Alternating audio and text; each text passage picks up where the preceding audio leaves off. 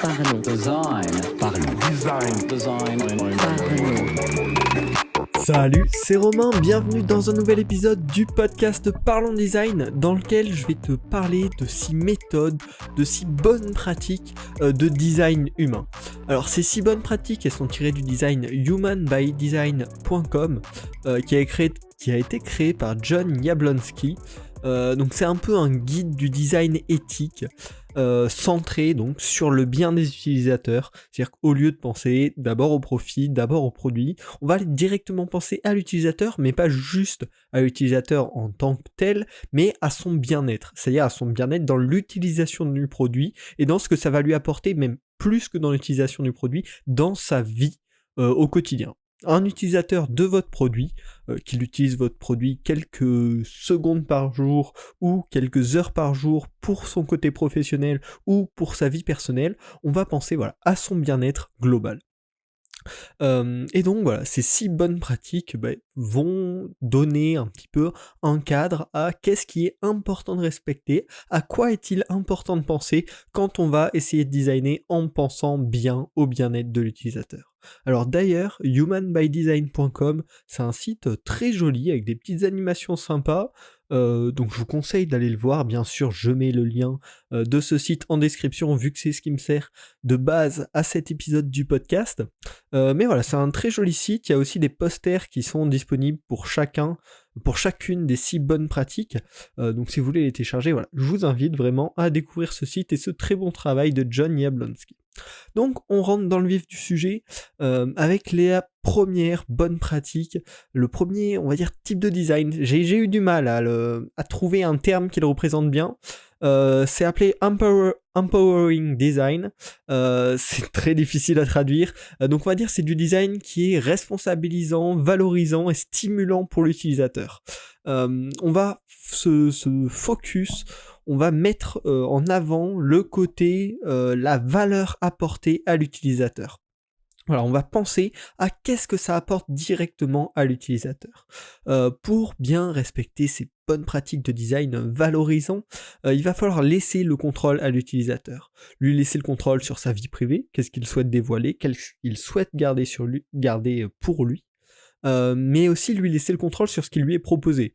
S'il y a un fil d'actualité avec des algorithmes intelligents, on va lui proposer d'activer, de désactiver, de choisir ce qu'il veut voir, de choisir ce qu'il ne veut pas voir. Également, il faut considérer le produit qu'on est en train de concevoir comme un outil. C'est-à-dire qu'il doit apparaître uniquement, apparaître pour l'utilisateur uniquement lorsqu'il est nécessaire. On ne doit pas aller chercher l'utilisateur même lorsqu'il n'a pas besoin du produit, mais juste arriver pile poil au bon moment. Être invisible lorsque l'utilisateur n'en a pas besoin et devenir visible dès que l'utilisateur a besoin de nous.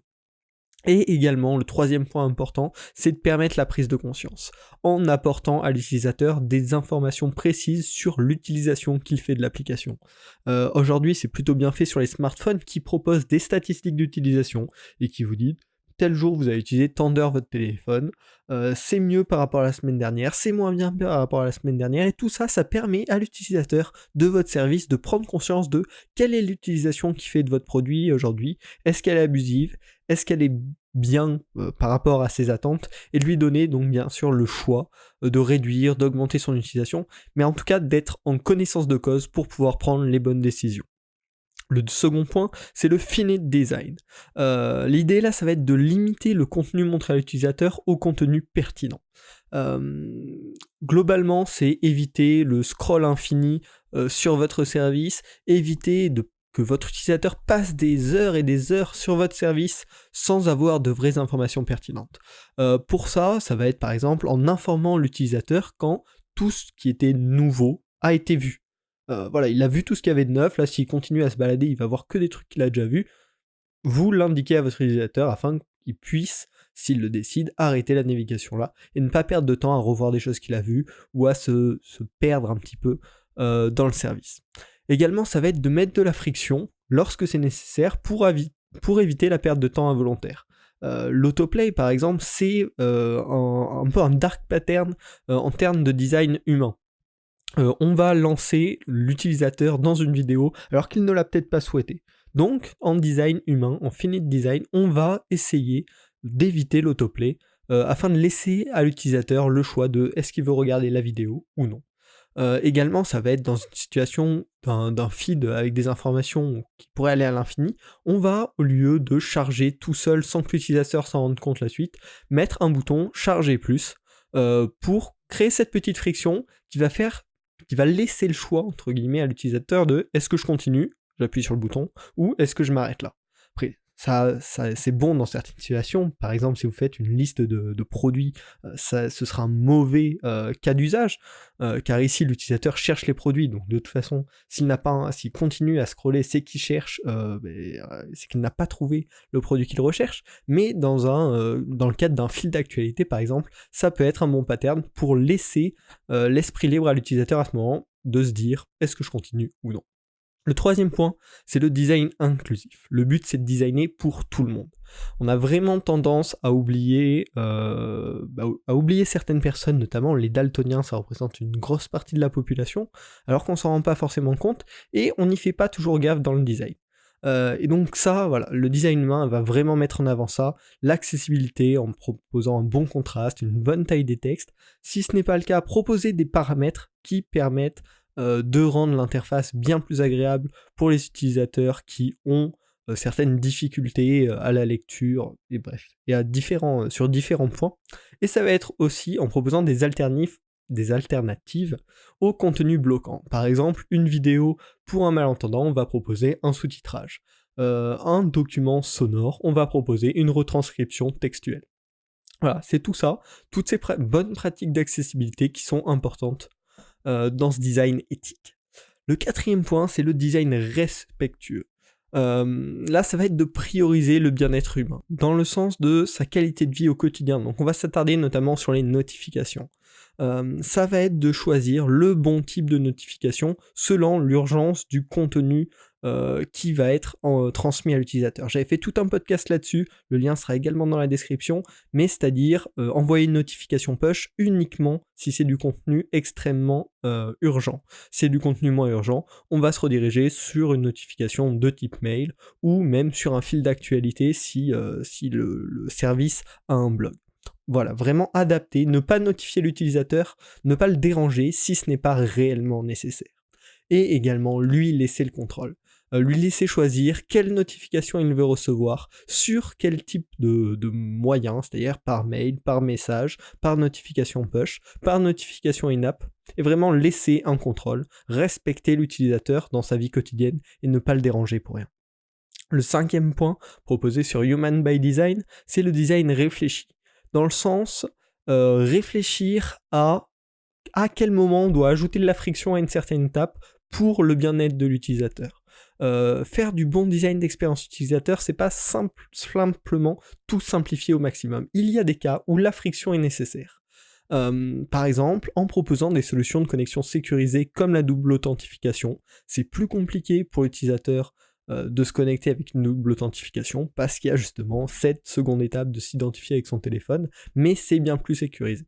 Proposer ça à l'utilisateur, c'est un pas vers un design bien pensant pour l'utilisateur. Également, ça va être d'amener l'attention sur ce qu'il nécessite.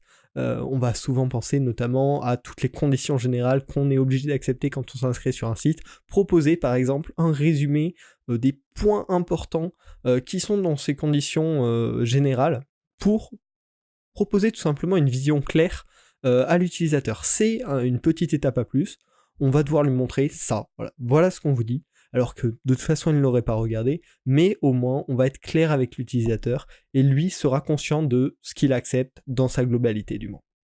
Et le dernier point, c'est le design transparent. On doit être clair sur les intentions de l'entreprise, de la structure qui propose ce service, et éviter bien sûr tous les dark patterns. Pour ça, ça va être de proposer des informations claires et spécifiques sur tout ce que l'utilisateur accepte, donc les conditions générales, quand il se connecte avec un service tierce, quelles informations seront envoyées. Une transparence également sur les droits d'accès, si c'est une application mobile. Vous demandez d'accéder au contact, pour quelles raisons ? Est-ce que vous en avez déjà vraiment besoin déjà ? Et ensuite, si vous le demandez à l'utilisateur, pour quelles raisons ? Si vous avez besoin d'accéder à la caméra et à sa librairie de photos, c'est pareil. Être vraiment transparent sur pourquoi on a besoin de ces droits d'accès, on en a vraiment besoin, et ensuite proposer laisser la possibilité à l'utilisateur de le désactiver s'il le souhaite. Enfin, ça va être de laisser à l'utilisateur le contrôle sur ses données, sur tout ce qui est enregistré sur lui permettre de savoir qu'est-ce qui est réellement enregistré sur lui, et de supprimer ses données s'il le souhaite. Donc voilà, j'espère que toutes ces bonnes pratiques proposées sur le site Human by Design t'auront inspiré à proposer un design plus user-friendly dans le sens pour son bien-être en tant qu'être humain. Et puis voilà, n'hésite pas à appliquer toutes ces bonnes pratiques, ce sera forcément bon. Tu es un utilisateur comme les autres, même si tu t'intéresses au design, tu crées des interfaces, et nous-mêmes, on aimerait que tous les produits qu'on utilise respectent un peu ces belles guidelines, et donc il faut qu'on essaye nous-mêmes de les mettre en place dans nos projets. Voilà. Si ce podcast t'a plu, n'hésite pas à le partager avec tes amis qui sont intéressés par le design, ça permettra de faire grandir la communauté. Et puis on se retrouve la semaine prochaine pour un nouvel épisode du podcast Parlons Design. Salut! Design. Parlons. Design.